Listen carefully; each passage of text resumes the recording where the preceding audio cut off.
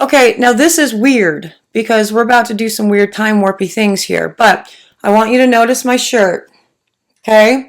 And this is a shirt that has been forever stained. You guys were here in like year one when I stained it and I was sad, oil stuff on it, and then it just proceeded to get worse and worse. And then when I happened to be wearing it on camera, I would point it out, and it was not fun.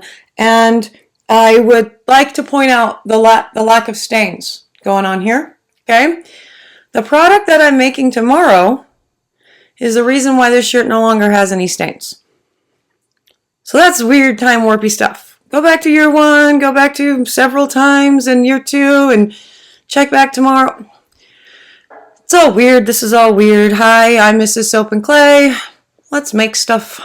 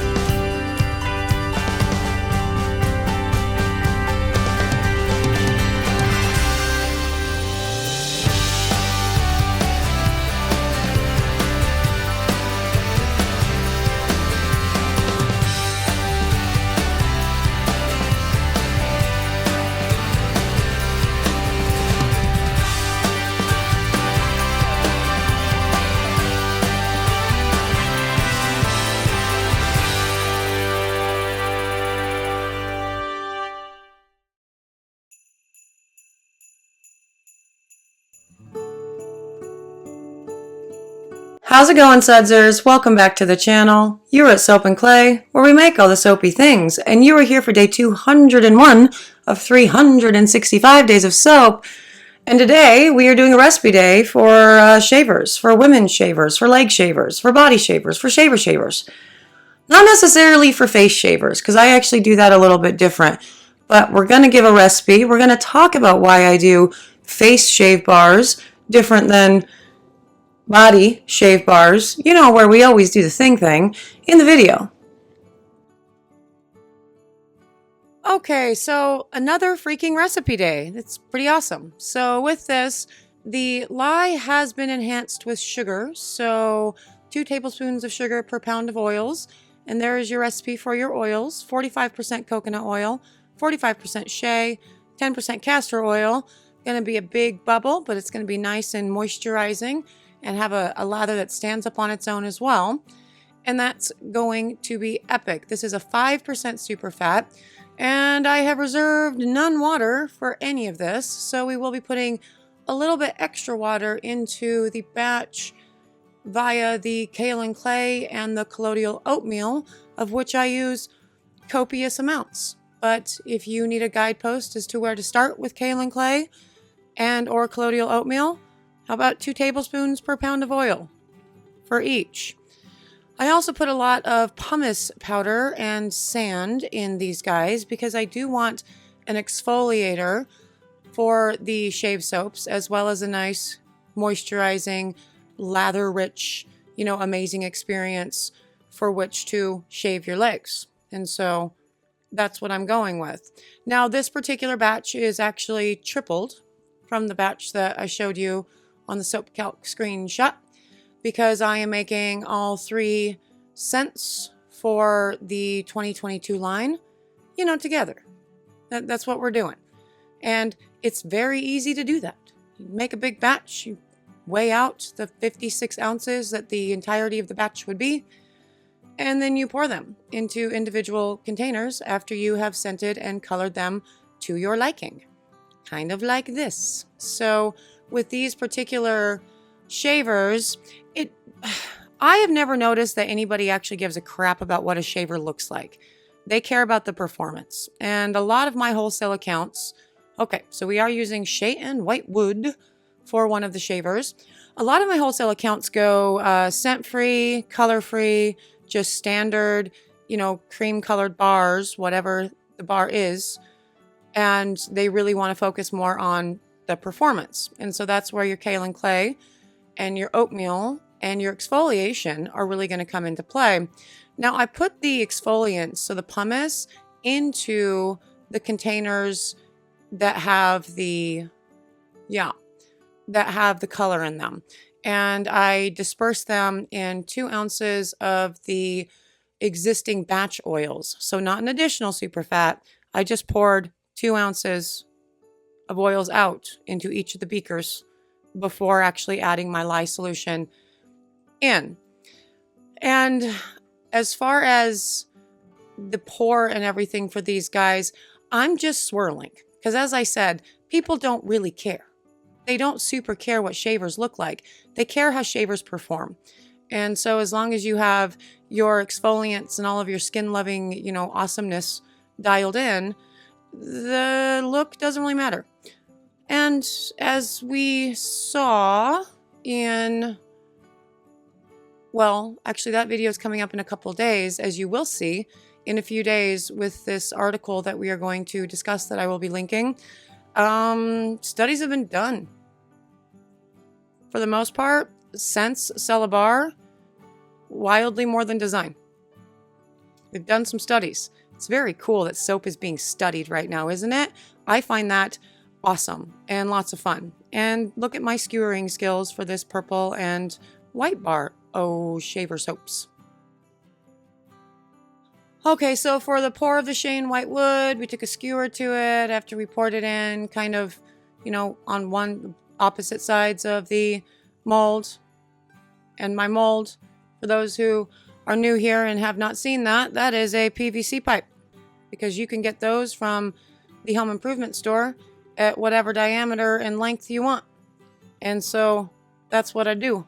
Now this one is a blend between Afternoon Tea Party and Eucalyptus and Tea Leaves. The reason for that is Sierra Candle sent me samples and I wanted to see if I liked them. And so I blended the two to make the second shave soap for 2022. And you can see there, that is all of the pumice, sand, and powder in that guy. And it's really important when you are working with something like a pumice sand, which is a heavier exfoliant. And we have talked about this before in the exfoliant videos. You really do want to make sure that you are adding it in when the soap batter is reasonably traced. So not just at emulsion, because the batter's far too thin at that point, and all of your exfoliants are therefore going to, succumb to gravity, because gravity is going to gravity, and fall to the bottom. And that's obviously not what you want. You do want the soap batter to have enough heft and weight to it when you put in your heavier exfoliants to ensure that every single bar has the appropriate exfoliation amount. Got it? Totally makes sense, right?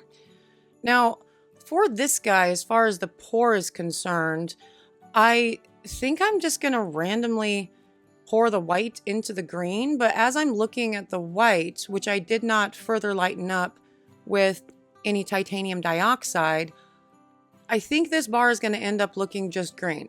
The color is so similar that I think it's going to end up just looking like a solid green bar, which is fine. That's totally fine and cool. I just realized that as I was pouring. Could I have done something else? Yes. Did I want to? No.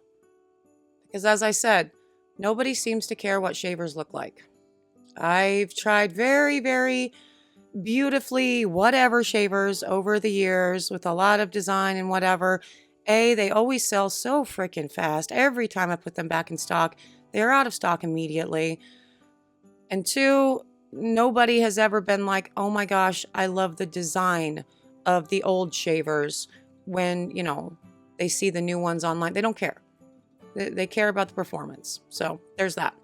And for the final one, we are doing a copper color. Now, all of these colors were from Midwest Soapery. And we're doing another blend, winter cherries and toasted coconut, all from Sierra Candles right now.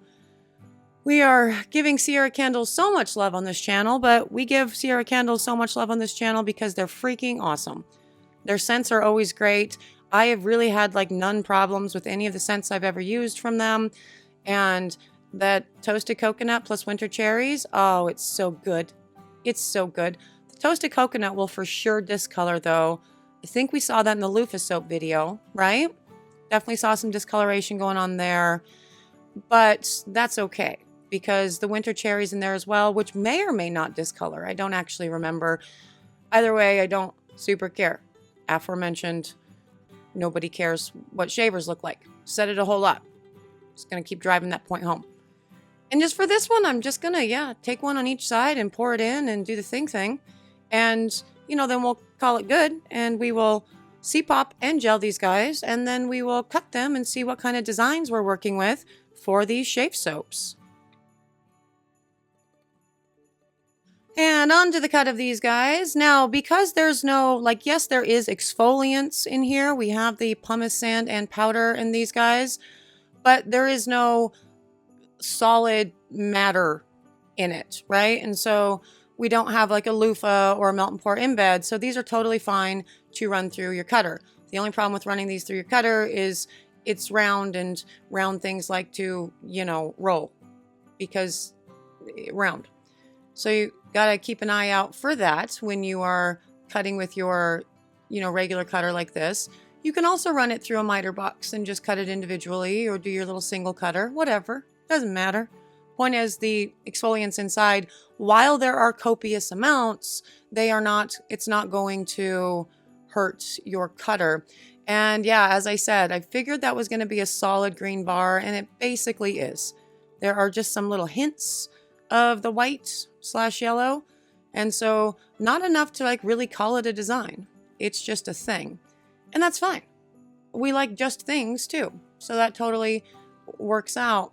The scent on this with this blend was really delightful. So if you're looking for a blend that's very clean and crisp and just a little bit sweet, that was a good one.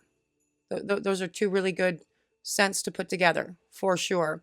So I will definitely be ordering more of those. I have used the eucalyptus and tea leaves before. I believe I used that for the Jane bar during the Magicians series, which was so much fun. And I loved that bar. Do you guys remember that bar? The Jane bar with all of the pores? Oh my God, it was gorgeous. It was such a fun one to make too. That almost looks like the beginnings of a cartoon character. This is a brown-haired person, and you know what I mean? That looks like the hair. That's kind of cute. That's fun. Ooh, that's a pretty little, I like that. Still wouldn't really call that a pour or design necessarily. Again, it's just me pouring stuff into a column mold. And they're all cute. It's fine. Nobody needs to know that I didn't have anything whatsoever in mind for these designs. Because look, it's designish. Oh, look, that looks like a moon. Hey, there you go. If you're wondering how to make a moon in soap, turn it. I'm not going to turn it the right way. Past me when I was cutting this obviously did not notice the moon, but I totally noticed the moon. Look, that's how you make a moon soap. Go back and watch this pour. That's how you do it. It's not bad. Whatever. This blend also very good. The toasted coconut plus the winter cherries is just a really delightful scent. We have been messing with blends a whole lot right now in an effort to actually get some extra scents off of our shelves that we don't want to mess with for a while. And so blending them out helps us in that endeavor. That's cute. That's super cute. Fun. I don't know. Looks like a little elephant guy or something. That's adorable. But yeah, so we've been blending out a lot because we will be starting in a few days the Grey's Anatomy stuff, right, with Wellington. Very pretty. Which means all of January will be Wellington scents. And, we'll figure out February when we get closer to February. I guess I need a new scent company to test. You guys have any ideas? Please don't tell me justscent.com. I still don't have time to go over there. It seems like such a fascinating website, but it's a big inventory. And there's a big learning curve there. Also, skewering those, great idea. Look how pretty they are. There's a swirl. Cool. You can also skewer column molds. There it is.